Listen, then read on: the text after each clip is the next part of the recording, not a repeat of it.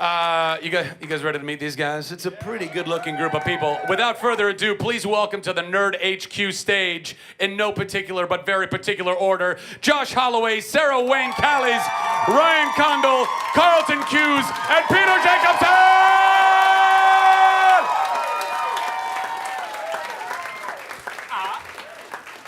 I love that I got a curtsy out of you. The only time in my life I've ever curtsied. The only time? I got your first and only curtsy? Well, I mean, like on stage doing Shakespeare plays, which is what you're all here to talk about. You never know. Sometimes they do. It's that kind of panel. Anybody want to talk about Shakespeare? Anyone? No. Crickets. So we had a little technical difficulty with the trailer, as you probably heard backstage. So we're going to probably throw to that at some point in the panel. So let's just open it up to questions right now. Or we can just act the trailer out. You could do that. You could act it out. I was trying to narrate it, but I wasn't doing it justice. I wasn't doing it. Would you like to? Carlton, why don't you act the whole thing out? Coming this October from USA Network, Colony. And then you're like, I just want my son back. Do you see what I got to deal with? Do you see this guy? Yeah. And then Peter. You can't have your son back. I'll just make drone sounds. And then. It was a Wookiee sound. And then Sarah, what's your soundbite from the trailer?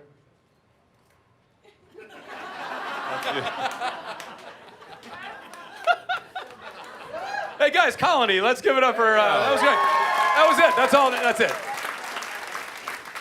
Let's open it up. Pretty much everything you need to know about the show. So, in other words, you've seen no trailer, you know nothing, but we are totally here to talk about Colony. And whatever else. Oh, we got a question right there, yes. Let's get her a microphone. Boom, done. Oh, nice shirt. Thank you. Oh, that's fantastic. Yeah. Picked it up at a yard sale for 50 cents. Fantastic. Just joking. Of course, I've had it since like 2005. Quick question for Carlton and Sawyer. When you put the show together, when you were putting ideas for the show, did he immediately pop into your mind from your golden days of yore? Well, you know, it's helpful that I have a picture of Josh with his shirt off right next to my computer. And so when I'm writing, somehow he comes to mind. I don't know. Carlton heavily resisted it, but I insisted. Ryan and I have been working on Colony for 2 years, and as we got into the script, you know, we were thinking about who was going to be this guy, and I had really, Josh and I became great friends doing Lost, and we talked about doing something else together, and so it was like, yeah, totally, we should get this to Josh, and it just so happened that we finished the script just at a moment in time when Josh had a window availability. We sent it to him, and it was our great fortune that he said yes. It was a fantastic script. Are you kidding me? It was a lifesaver. I think I was in the middle of an argument with my wife. She's like, go to work. I'm like, I'm trying. And she said, I'm waiting for a good story. And then Carlton called, I'm like, help.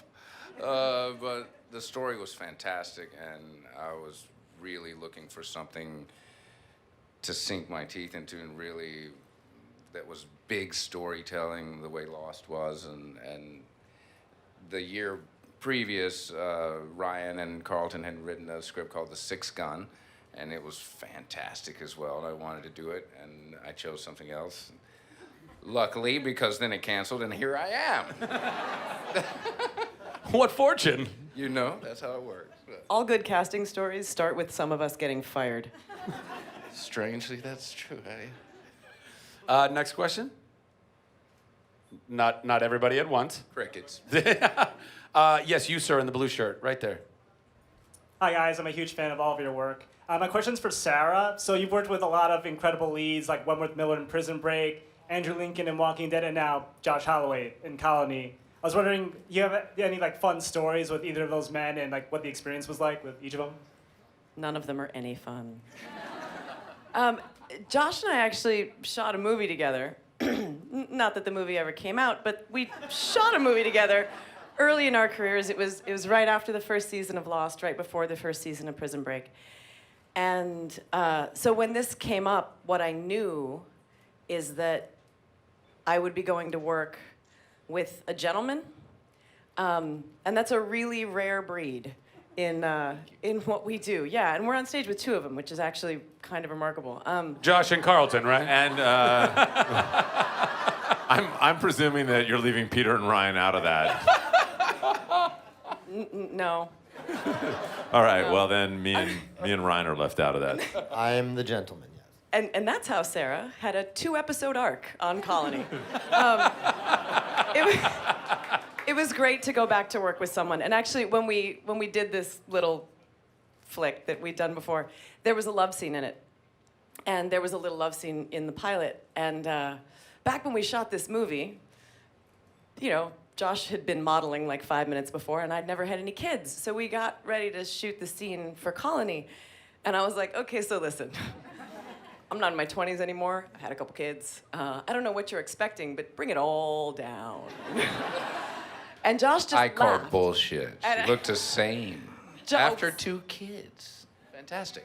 Well, the point is, stop it. I just insulted everybody up here. Don't be nice. The point is, I knew that we could build a marriage on that kind of a sense of humor. And the fact that we've known each other for 10 years actually really, I think, helps us build kind of the heart of this story, which is 2 people who love the living daylights out of each other and have 2 very philosophically different approaches to how to handle this occupation. In a word, marriage. No. No, it's true. We've grown in this decade. You know, I have 2 children. She has 2 children. We were both married and understand what that means in a long-term situation and the ups and downs of that and the weight of that, of having the children and a true love that you're fighting for. So it was amazing when they cast Sarah. I was like, yes, someone that completely understands that and relates to that. So it was perfect. You just told me a story backstage about how you swapped in your work to where you both grew up and how that also kind of gave. Can you want to speak to that real quick? Well, I moved to Hawaii to do Lost, and Which is where I grew up. yes, which is where Sarah grew up. And I moved to Georgia. Which is where I Walking Dead. And I gotta tell you, he makes so much more sense once you've been to Georgia. I was like, oh, I get it now. She still makes no sense. That's a marriage. Let's go to the next question. Right here, sir. This is for everyone. You were explaining some of the things that made kind of this project easier because of the relationship, but what kind of, was it a challenge in this project that you might not have been able to face in something you've done before? Peter. I always the whenever there's a tough question, I just immediately say Peter, and because he's always got something Right. really clever and funny to say. Peter. Watch this. What was the question, actually? What was there something particularly challenging about this that I hadn't? Well, what was neat about it, and I guess is also a challenge that I do often play. I tend to play schmucks and losers and bad guys or annoying people. I don't know why. This was a schmuck, annoying person who really was in charge. There was a lot of power. And at first glance of the script, I thought, well, here's a guy who's the bad guy who's in charge. And that's not really me. And I thought, all right, well, how am I going to, bring a certain power there that I don't sort of naturally have? And then as I read it again, and when I got it and we did it, I realized that sort of what's really great about my character, who is the bad guy in charge, is that he's also really very much just sort of a guy, somebody who didn't expect to be in the position of power that he's in. And having not seen the trailer, you have no idea what I'm talking about. But No, he's there. Yes. So Peter is the proxy general of the Los Angeles colony. So basically, Ryan and I had worked together on this project, Six Gun, and as we were doing it, we started talking about other stuff, and we were both fascinated with this idea of Paris under Nazi occupation, and we looked at a bunch of these pictures of people sitting in sidewalk cafes in nice clothes, having espressos while Nazi stormtroopers were going by, and we thought that was just incredibly interesting, the incongruity of people trying to maintain their normalcy of their lives under this incredible oppressive regime. And we thought, where could we was there a way to do that in a contemporary setting? So we sort of translated, and it's right now in Los Angeles, and this mysterious invading force has come down, and they've put up these huge walls around Los Angeles, and we don't really know why they're walled in, what's on the outside, what's the extent of what's happened in the outside world. But they've also installed this this proxy government that is made up of other residents of Los Angeles. Peter is in charge of that. And so it's a little bit like the United States going into Afghanistan and then putting someone like Karzai in charge. And there are good and bad things that come out of that. He ostensibly is supposed to be helping the United States, but he may be also serving his own self-interest. And we looked at a lot of analogs of colonization around the world. And one of the things you start to realize is that every country in the world practically has either been a colony or a colonizer. And there's certain common elements to the kind of experience that happens in repressive colonial situations. I mean, I don't know if you would call North Korea a colony, but certainly it's a very oppressive culture.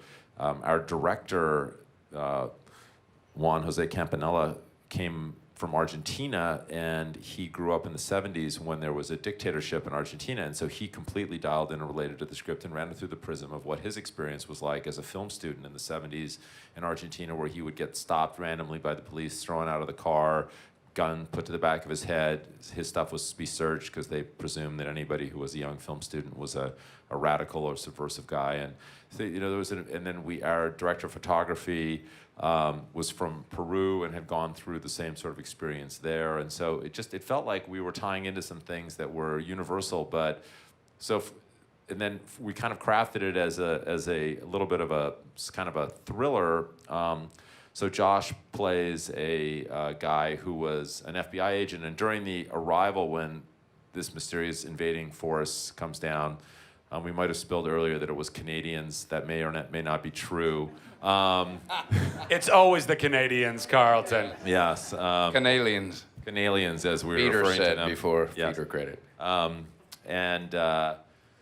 So they, I don't know, I lost my train of thought. Where was I here? The show is hilarious. Yeah. But anyway, Josh, when they come down, they wipe out the political military infrastructure, so there's no sort of authority structure. They put this new one in charge. Josh was an FBI agent who went undercover during the arrival, and he hid, and then he gets discovered, and then he's sort of coerced by Peter's character into coming to work for the occupation to hunt down this nascent resistance movement. And that's really where the story starts. And it's kind of what happens to this family and what all the implications of that are for this family. So that's the trailer in a much less entertaining version than if you'd actually watched it. So in answer to your question, yes, it was a challenge. Who's got the next question? Right there, sir. Thank you all for being here today. Thank you. Thank you. Huge Lost fan. It's a question for Carlton and Josh. What was your favorite scene to write for Sawyer? What was your favorite scene to act? And I think we all want to know who came up with all the nicknames, and was anything ad-libbed? You go first. Well, there was a lot of questions. There was a lot of questions. Yeah, which one? Favorite scene, nicknames, did you favorite ad-lib any of scene, those? What was your scene. favorite scene to act? Well, one of my favorite scenes, they were all my favorite scenes to act, actually. So really, it was amazing to go to work and have that kind of material as an actor to work with on a daily basis. You're like, wow, when is this going to dry up? Because this is fantastic. But one of the most memorable was the 800-pound boar that you hired to be that I had. Don't talk about me like that. And literally, I'm laying in this tent, and I'm supposed to be asleep when this boar comes and steals my shit out of my tent, right? And I'm laying in the tent, and I hate when I see an actor pretending to dream and they're not really having a thought. So I'm laying there, and I'm like really trying to have a dream, in my mind and thoughts, and I feel something, nudge my boot, and I'm like, it's a sound guy or something. It's, they're messing around, and no problem. And I look up, and it's a 800-pound boar sniffing my boot, and I'm trapped. there's only one exit, and on the other side of the exit, it's like a crowd like you guys. It's the entire crew, and you know. And I mean, the funny thing is that we had made. You know, you have to remember back in like 2004, 5, when we were doing the show. I mean, visual effects for television have increased dramatically the quality of what you can do, but we were really struggling to do like the polar bear as a fully VFX thing, and it looked bad. It looked kind of like a wolf, and we were trying all these things, and so we were like, we can't do a boar. Like we can't do like a fake a VFX boar. So we were like, Jack Bender was like, no problem, we'll get Let's a real put Josh boar. in his life in danger. And then This we is fantastic. and then we told Josh it was actually trained. Yes, and here's the funny thing: they throw. I caught the guy. You know, this guy throwing raw meat around my. Thing. I'm like, what's that for? I said, well, that's for the boar. And I'm like, okay. So I open my eyes, and this 800-pound boar, the ones from Hannibal, that guy, is over me, and I go, whoa, and he goes, whoa, and he turned around to go outside, and then saw like you guys went, oh, and turned back at me, and I was like, ah. So that was, I guess. The reality is there just aren't a lot of acting jobs for boars. So the boar. But he was cool. He went for the out. raw meat. Thank God, not this raw meat. And but he was a huge fan, and he asked for a photo with you, and it was. He was cool after.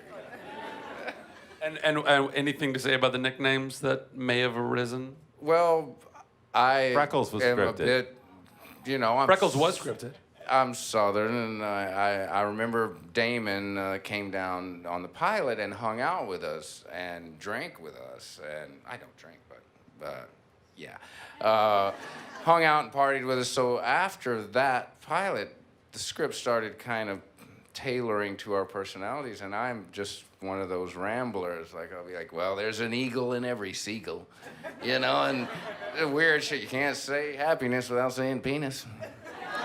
And You and actually Damon, said that to me today. I think.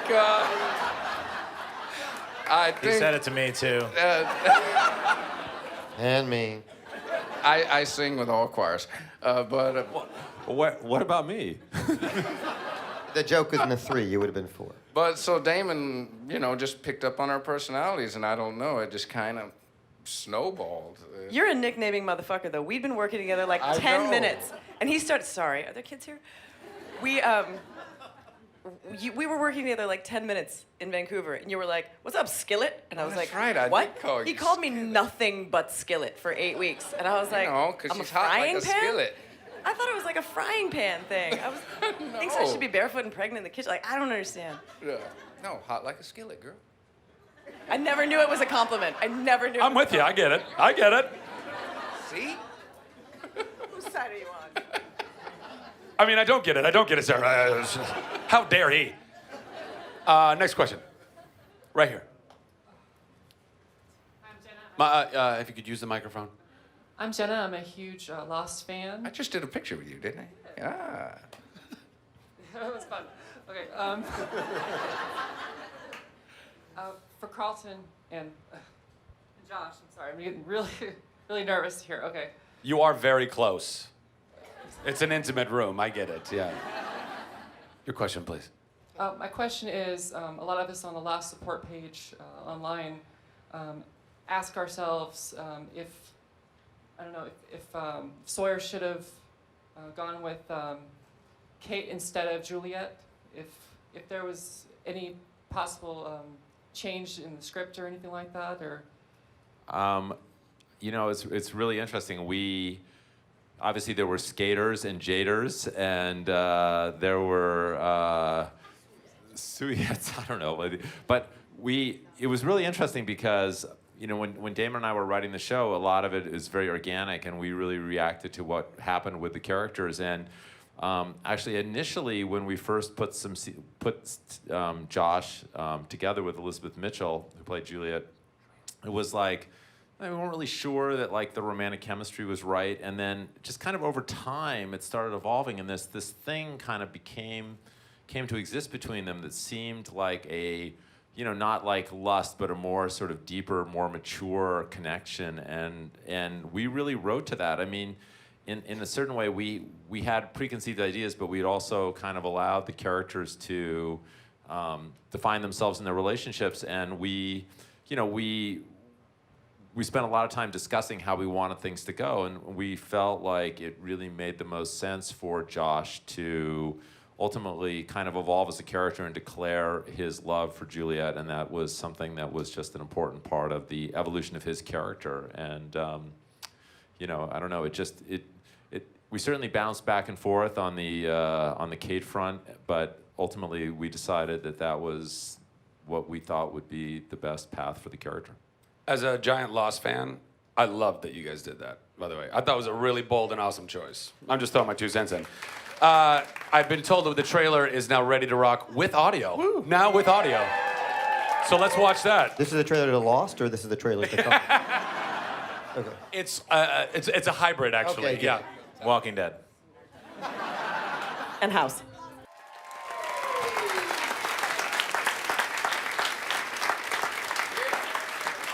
That's awesome. Those Canadians really know how to build a wall. That's a big-ass wall. They do. Fast. They're real incredible wall builders. They're trying to keep out Donald Trump. I think that's both borders, actually, at this point. Moving out off of politics, I saw that hand go up first, right in the back. Yeah, you, with the blonde hair and the enthusiasm. Yes, you. Hi, thank you so much for doing this. Now that I've seen the trailer, which it looks great, is this going to be similar to how Walking Dead and Lost were, where it was kind of a slow burn of episodes and you're waiting for the mysteries, or is it going to be more kind of similar to House, which was another favorite show of mine, where it was a little bit of like mystery of the week and it was wrapped up at the end of each episode?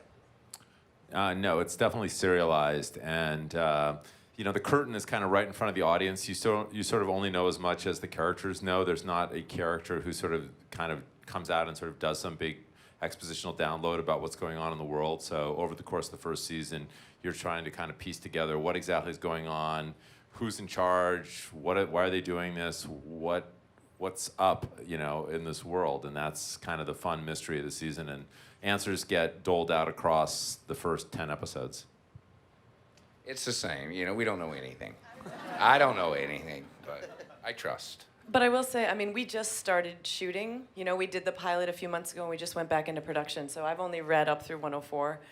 The pilot's one of the best pilots I've ever read. I think of the first 4 scripts, they only get better, and they chew through an enormous amount of story. I was surprised by how much happens in every hour. So I think it's definitely slow burn in the sense that you're going to have a ton of questions that we're never going to answer, and we don't know. No. We will answer. Yeah, you better, Carlton. Sorry, I mean, we don't know. Been there, done that. No, we have answers. So you learned some lessons. That's good. That's good. Hey, what is, just really quick, I have a question. What is the not too distant future, roughly? Tuesday. Wow, drones get really good by Tuesday. Yeah. Well, they're Canadian drones. No, Run it's on like maple right syrup? now. No, we're not. Like, there's no like flying cars or public transportation in LA. It's just now. All right, so Tuesday. Who's got another question? I'm going to go right here in the front. Hello, my name is Lynette Grant, and hello again to Carlton. So this question is actually for all of you, but for Carlton and Josh as well. This is really different than anything you've done kind of that I've seen, Carlton. Like the Bates Motel is not really sci-fi, and The Strain is freaky as crap until I don't watch that because I'm terrified, but it's really awesome from what I hear. And this is really kind of sci-fi, and I feel like sci-fi, I love it, but you gotta get it right. So how are you approaching this differently that's gonna, like, I'm excited about the story, but you gotta kind of come at it in a way that's gonna make everybody here rabid about it. So how are you doing that? That's why he got me. Yeah. Yeah.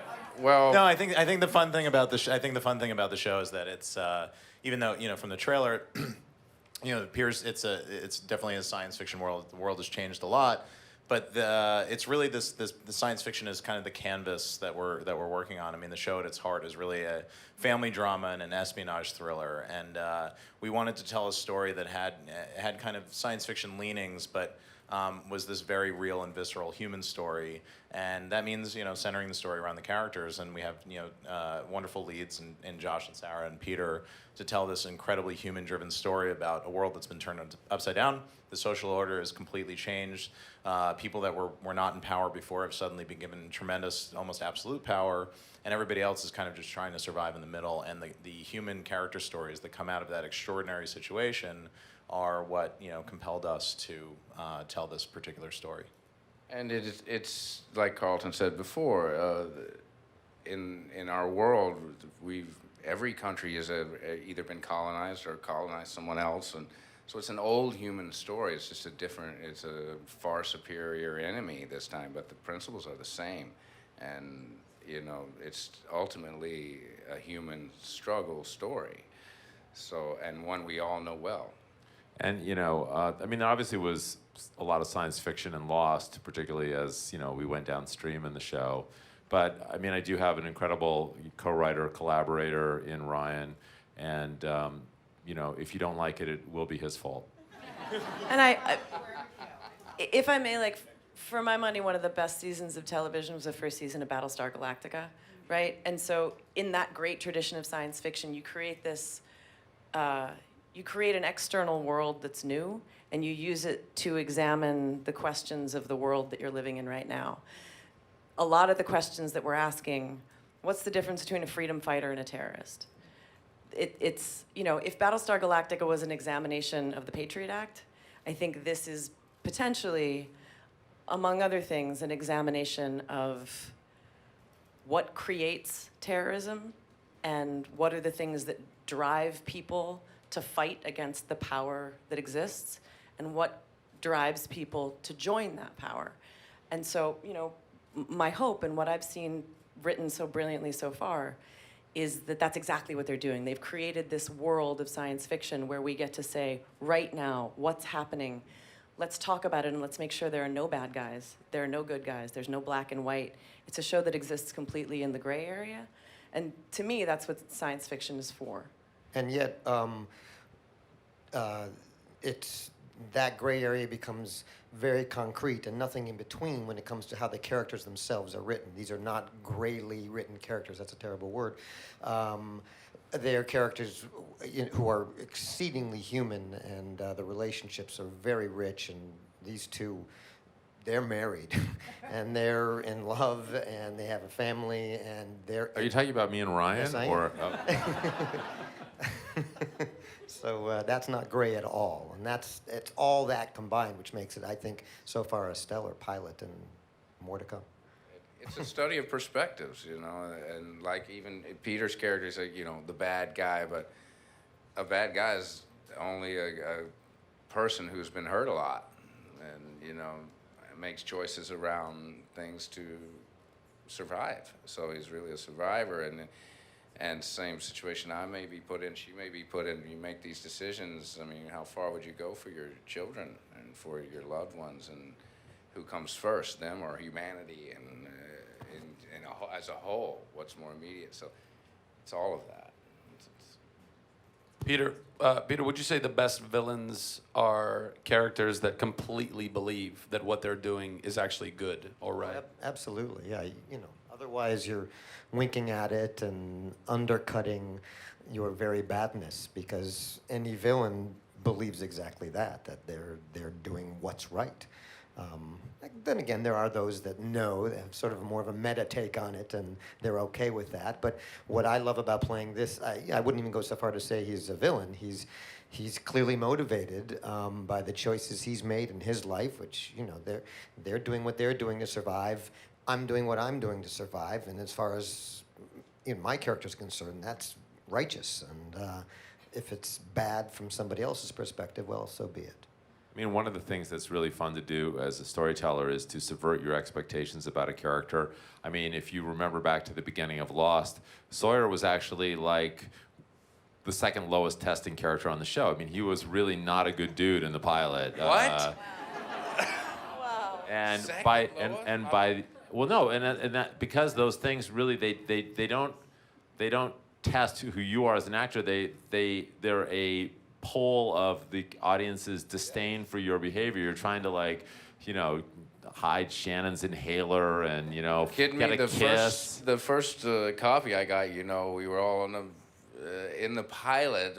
We were falling off a mountain, and I had a Hurley, and I couldn't hold him, so I dropped him. And I was like, "Oh, I'm done. I'm looking for another job already. I dropped the guy. They're gonna kill me within the first season." And by the end of the show, he was like the highest testing character. So it's like, the arc of that character across time, I think, and the change in the audience's kind of what they think about that character is something that's really interesting. I think you will see. You may have a certain opinion of Proxy Snyder at the beginning of the show, and I promise you by the end of the first 10 episodes, you will have a much more complicated sense of what this guy is like and much more of kind of sympathy for what he's trying to do. I'm sorry, who was the lowest testing character on Lost? Well, at the beginning it was Jin because he was so mean to his wife. Oh. Oh, yeah. And these things they're truly a measure of behavior. They're not a measure of the actor. I mean, again, Daniel ended up, once Jin became a character that the audience understood and we saw a lot of flashbacks in his character, then he rose, way up in the standing. So it's those characters were basically kind of the bad guys at the beginning of the series. Yeah. We got time for one, maybe two more questions. Right there, ma'am. Hi. Hello. Lavinia from Italy. First of all, I want to thank Carlton for Lost, for he gave me me and my best friends 6 great years of try to get what was happening. Oh, thank you. My question is for Josh. You always play like this, like you say, this dark character. If you have to create a character for yourself, how would it be and in which kind of story? Because you look like in interview, you look like a funny guy, more happy than your character. You mean for me to create a character for myself? Yeah, if you could just create any character, what would you do? Will Bowman from Colony, I think. Is one. You kidding me? I was born in the wrong era. I think I'm a trapper from back in that day, and I would probably want to film a show of me in the mountains trapping, and it'd be boring as hell. Nobody'd watch it, so darn it, Jeremiah Johnson's been done. But that's kind of what I would like, and that's why we put the boar in the tent. which is fantastic. But I didn't have a trap. I had raw meat around me. I was the bait. One more question. I saw that hand go up in the back there. I guess just from the trailer, I'm just trying to understand, is it a situation where in the occupation the children are taken, and then Josh is now trying to find their son? No, the Los Angeles has been colonized, so there's this huge wall that kind of surrounds the city, and then within the city, within the greater colony of Los Angeles, there's 3 different blocks, and each of those blocks are walled off, sort of like East Berlin was walled off from West Berlin. In Germany, and the invasion happened very, very suddenly, and it was kind of an overnight thing, and the walls went up very quickly, and Will and Katie's middle son, Charlie, was in Santa Monica, so he's on the other side of the wall from them. So they were separated, and the chaos of this thing had happened so quickly. A lot of people have been displaced, and people were visiting Los Angeles. They're now suddenly stuck there. People were outside of Los Angeles that now can't get home. And I mean, that's part of the kind of, family character struggle that we're setting up with the show. But yes, so Charlie is in Santa Monica, and Will and Kate are desperate to get there to get him back and bring him back into the Los Angeles block. I got it. I'll be tuning in. Thank you. That's our time, everybody. That was it. Ladies and gentlemen, please give a warm round of applause and thank you to our Colony panelists. Give it up for them, guys.